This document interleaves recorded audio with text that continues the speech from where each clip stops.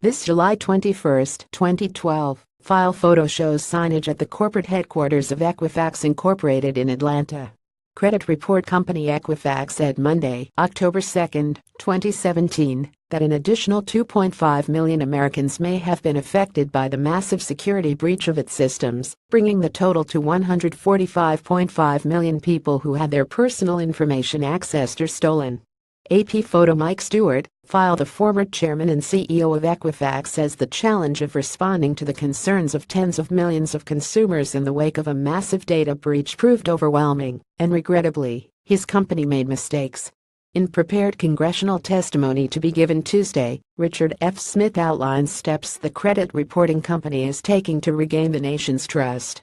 His appearance before a House subcommittee Tuesday morning is the first of several he'll be making over the course of the week before House and Senate panels reviewing a data breach that affected an estimated 145 million Americans. In his testimony, Smith is offering apologies, an explanation of how the company allowed the hacking to occur, and what it's doing to limit the damage for consumers whose personal information, including social security numbers, birth dates, and addresses, was stolen. Smith said the company's call centers were overwhelmed after the breach was announced on September 7. Many needlessly waited on hold or were otherwise unable to have their questions answered through the call centers, which I deeply regret, Smith said in his prepared remarks. Equifax had 500 customer service representatives dedicated to customers before the breach. Adding to the company's woes, two of the larger call centers in Florida were forced to temporarily close during Hurricane Irma.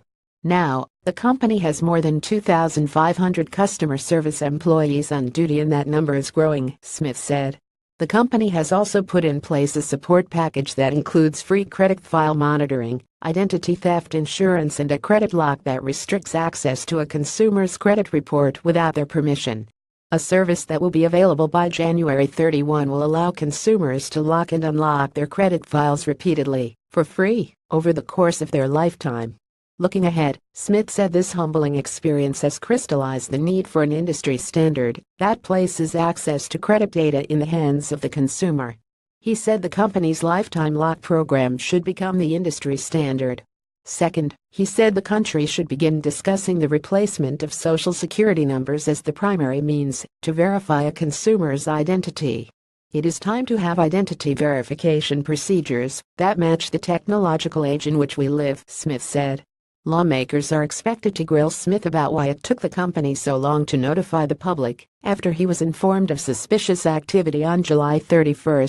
In his prepared remarks, he is apologetic and said the millions affected are not just numbers in a database, but friends, family, neighbors, and members of his church. He said accountability starts at the top, and that was why he decided to step down as CEO and retire. Equifax was entrusted with Americans' private data and we let them down, Smith said. The House subcommittee holding the hearing has jurisdiction over e-commerce and consumer protection issues. Explore further. Former Equifax chairman apologizes for data breach 2017. The Associated Press. All rights reserved.